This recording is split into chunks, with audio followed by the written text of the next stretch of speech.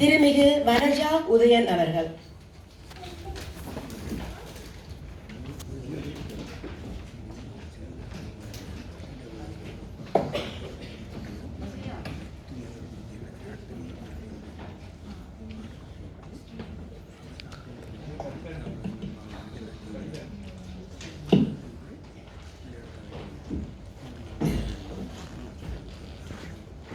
அனைவருக்கும் வணக்கம். தித்திக்கும் தேன் தமிழ் திக்கட்டும் பரவட்டும். இந்த இனிய ஒரு மாலை பொழுது அல்லது மதிய பொழுதில் இங்கே ஒரு நூல் வெளியீட்டுக்காக நாங்கள் கூடியிருப்பதை நினைக்கும் பொழுது மிகவும் மகிழ்ச்சியாக இருக்கிறது. அந்த நூல் வெளியீட்டுக்கு உண்மையில் அந்த சிறுவர்கள், அதாவது என்ன மாணவர்கள் அதை செய்யும் பொழுது அதை மிகவும் இன்னும் மென்மேலும் ஒரு மகிழ்ச்சியையும் ஒரு புலகாங்கியத்தையும் மனதில் கொடுக்கிறது. சிறந்த ஒரு இந்த நாளுக்காக இறைக்கு நன்றியை கூறிக்கொண்டு இங்கு வந்திருக்கும் அனைத்து பெற்றோர்கள், ஆசிரியர்கள், நிர்வாகத்தினர் அனைவருக்கும் நன்றியை கூறிக்கொண்டு இந்த புத்தக ஆய்வுக்குள் நான் சேர்க்கின்றேன். எமக்கு தெரியும், நாங்கள் சிறுவதிலேயே கேட்டிருப்போம், அதிகமாக சொல்வார்கள். பாரதியார் சொன்னார், மெல்ல தமிழினி சாகும் என்று சொன்னார் ஒரு வார்த்தை உண்டு. நாங்கள் அப்போ சிறுவதிலிருந்து அப்போ தமிழ் இறந்து விடுமா என்ற ஒரு கேள்வியோடு இருந்தோம். அது உண்மையாக புரியாமல் சொன்ன கதைகளை நாங்கள் கேட்டிருந்தோம். அதுக்கு பின்னால் அவர் சொன்னது, எந்த ஒரு சொல்லினை கேட்டேன் என்று சொல்லி அவர் அதை கோபமாகத்தான் சொன்னார். அதை சொல்வதில்லை, பின்னாலே சொல்வதை கேட்ட பொழுது நாங்கள் அதை கேட்டு தமிழ் இறந்து விடுமா, போய்விடுமா, செத்துடுமான்னு நினைச்சோம். ஆனால் இன்று இந்த குழந்தைகள் எல்லாரும் அவர் சொன்னதை பின்னுக்கு சொன்ன அவர் கனவை பார்த்தீங்கன்னா, இந்த வரையனை இதை செய்திடலாமோ, சென்றடிவீர் 8 திக்கும் கலை செல்வங்கள் யாவும் கொணர்ந்து சேர்த்தீர் என்று சொன்னார். உண்மையில் நாங்கள் இப்போ 8 திக்கும் செல்கின்றோம். எமது தமிழ் மாணவர்கள் எல்லா விதமான செல்வங்களையும் கொண்டு வந்து குவித்துக் கொண்டிருக்கிறார். அன்று பாரதியார் சொன்ன அந்த கனவு இன்று நினைவாகி கொண்டிருக்கும் போது உண்மையாக எமது மனங்கள் நிறைவடைகின்றன. தமிழின் பெருமையை நினைத்து உண்மையாக நாம் தமிழராய் பிறந்ததுக்காக மார்பு தட்டி நம்மை நிமித்தினை கொள்ளக்கூடியதாக இருக்கிறது. இனி எமது புத்தகத்துக்கு வருவோம். தலைப்பு முதலாவது பார்ப்போம். இளங்கோவும் தாத்தாவும் என்ற அந்த புத்தகத்தை வாசித்தேன். உண்மையாக அந்த நான் முதல் துவங்கும் பொழுது சிறுவர்கள் கதைகள், நானும் ஒரு சிறுவர் கதைகள் வாசிக்கிறேன், நான் எழுதுகிறேன், நான் மொழிபெயர்க்கிறேன். அப்படி பார்க்கும் பொழுது இந்த எமது தமிழ் பிள்ளைகள் இதுக்குள்ள நாங்கள் படித்துத்தான் அதை நான் செய்ய போனது. ஆனால் இவர்கள் உள்வாங்கி அந்த கற்பனை வளத்தை விளக்கை கொண்டு வரும் பொழுது உண்மையாக அதை பார்க்கும் பொழுது எனக்கு மனதுக்கு பெரும் மகிழ்ச்சியாக இருந்தது. அதுவும் நமது அன்னை பூவதி தமிழ் கலைக்கூடத்தில் படித்த மாணவர்கள் என்றது இன்னும் ஒரு மிக பெரும் மகிழ்ச்சியை கொடுத்தது. அவர்கள் சிறு எழுத்தாளர்களில் அந்த அவர்கள் துவங்கும் பொழுது அந்த புனை கதையாக துவங்கினாலும் அந்த வாழும் சூழ்நிலை அந்த உண்மை வடிவத்தை அவர்கள் கொண்டு வந்திருந்தார்.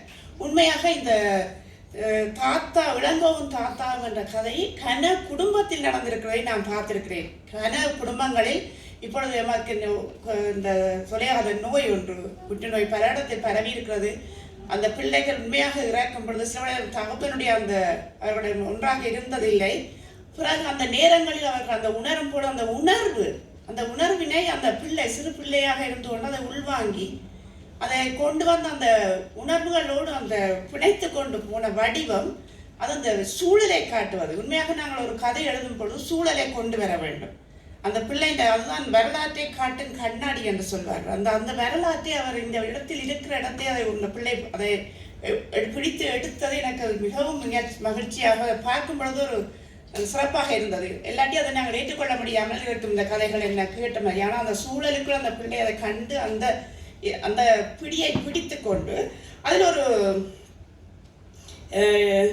நிதர்சனமும் இருந்து கொண்டு அந்த கதையையும் எளிமையான சொல்லாடல்களாய் உண்மையாக அந்த சிறுவர்களுடைய சொல்லாடல்களை பார்க்கும் பொழுது அவர்கள் தங்களுக்கு ஏற்ற தங்களோட கற்பனைக்கு ஏற்ற அந்த சொல்லாடல்களை கொண்டு செல்வது மிகவும் சிறப்பாக இருந்தது.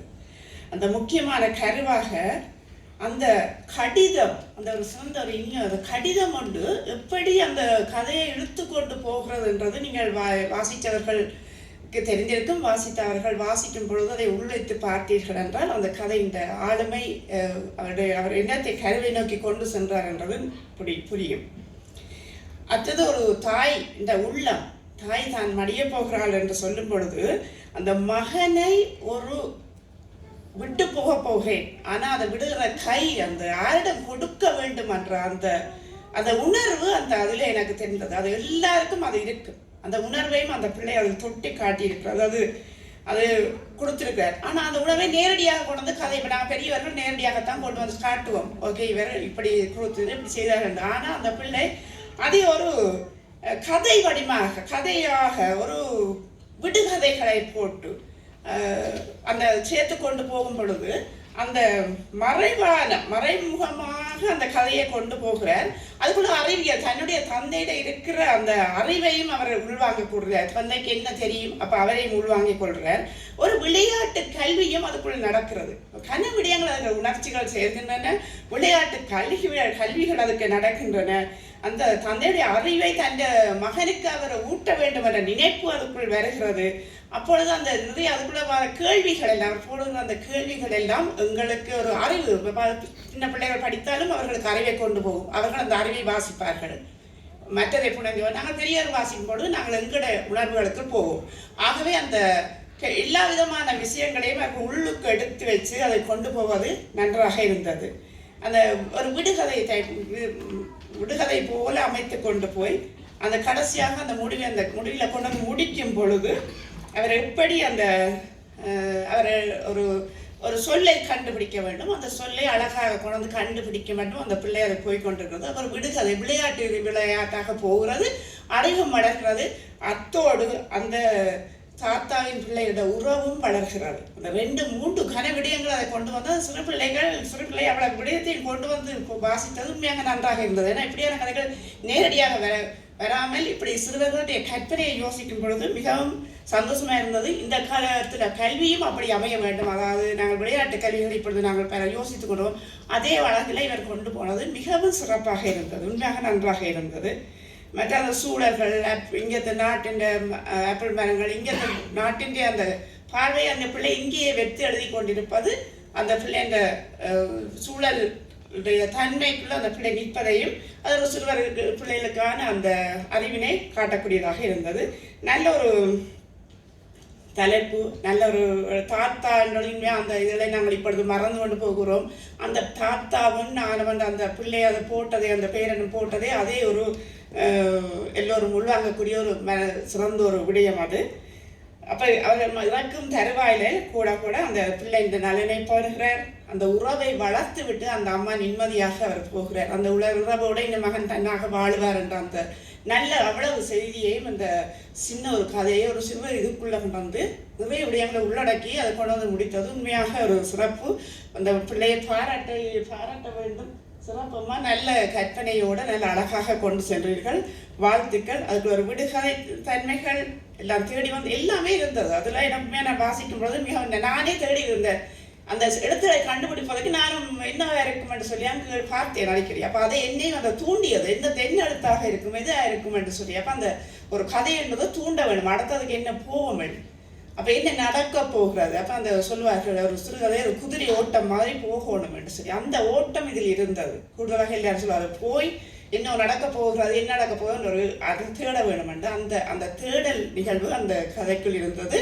வாழ்த்துக்கள். உங்களுடைய கதை இந்த வடிவம் சிறப்போடு போய்கொண்டிருக்கிறது. இவ்வாறே பல கதைகளை நீங்கள் இன்னும் படைக்க வேண்டும் என்று சொல்லி வேண்டுகொள்கிறேன். அதே மாதிரி எமது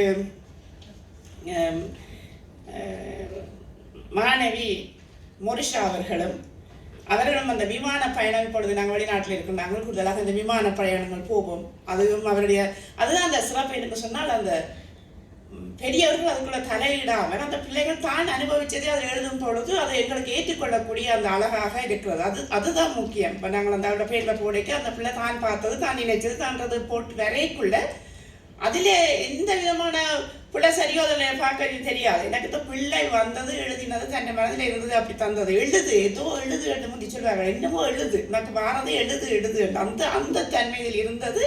எனக்கு உண்மையாக சிறப்பாக இருந்தது. அந்த பிள்ளைன்ற உண்மையான வடிவம், அந்த அவன் உண்மையான முகம் அதில் எனக்கு அப்படியே தெரிந்தது. இப்பொழுது நாங்கள் விமானம் போய் கொண்டிருக்கிறோம். அந்த விமான பயணம் அதில் அழகாக சித்தரிக்கப்பட்டு கொண்டிருக்கிறோம். எப்படி போவது, விமான பயணத்தில் வரும் தடங்கல்கள் வரும். அந்த தடங்கள் வரும்பொழுது நாங்கள் அதில் எப்படி மீறி நாங்கள் வந்து சேர வேண்டும் என்று சொல்லி அழகான அந்த கதையை கொண்டு வந்து அதில் அந்த பிள்ளையை கொண்டு வந்து முடித்தார்கள். ஒரு பெற்றோர்கள் சேர்ந்த பயணம் போகிறோம், தாயகத்துக்கு போகிறோம். அப்போ அந்த விடயங்களும் இப்பொழுது நடக்கிற நடைமுறையை அழகாக கொண்டு வந்து அந்த கதையில் முடித்திருக்கிறார். மோரிசா நல்லா எழுத கற்பனை வளங்கள். நான் இப்போ 11ஆம் படிக்கிறார். நல்ல ஒரு சிறந்த கற்பனை உள்ள மாணவி. ஆகவே அவர் இன்னும் இதை விட இனி வரும்பொழுது இன்னும் பல கதைகளை அவரிடம் நான் எதிர்பார்க்கிறேன். நல்லா எழுதக்கூடிய ஒரு தன்மை உள்ளவர். சிறப்பமாக நீங்கள் தொடர்ந்து இன்னும் பல கதைகள் எழுத வேண்டும். அடுத்தது மகைக்கோணியை சென்றவர். அவரும் கடைசியில் கொண்டு ரியலாக வந்து இப்பொழுது இந்த பார்ட் 1 பார்ட் 2 என்று மாதிரி முடித்து விட்டுட்டு தொடரும் என்று முடித்து விட்டார். நீ அடுத்த தொடருக்காக காத்திருக்க வேண்டும் என்ற மாதிரி இப்போ அந்த பட ஆக்ஷன்லேயே முடித்தது. அதுவும் உண்மையான அந்த இன்றைய காலகட்டம், அதுதான் காலகட்டம், அதுதான் எழுத வேணும். ஏன்னா அப்படி இருந்தால் தான் எங்களுக்கு ஓகேயா இருக்கும். அவரும் ஒரு அந்த ஒரு இதயத்தை தேடி, சக்தி வந்த இதயத்தை தேடி ஓடிக்கொண்டிருக்கிற மாதிரி ஒரு கற்பனை வளம். அது இப்போதைய படங்கள் இப்போ வர பிள்ளைகள் இன்னும் அந்த அவருடைய வயதுக்காரர்கள் அப்படியான சிந்தனைகள்லாம் போவார்கள். அந்த இதுகள் அந்த பழைய பிளே ஸ்டேஷன் அதில் விளையாடுறதை பார்க்கும்பொழுது அந்த இதை அப்படியே கொண்டு வந்திருக்கார். அது அவைட்டையெல்லாம் பார்க்கும்பொழுது தான் அந்த உண்மை தன்மை அப்படியே தெரிகிறது. அவருடைய கற்பனை வளம் தேடிக்கொண்டே போகிறது. அவர் விறுவிறுப்போடு கொண்டு வந்து முடித்திருக்கிறார். இனி தொடரும், இனி அடுத்த அந்த மந்திர இது எப்போ வரமங்கி என்று நாங்கள் பார்த்து காவல் இருக்கிறோம்.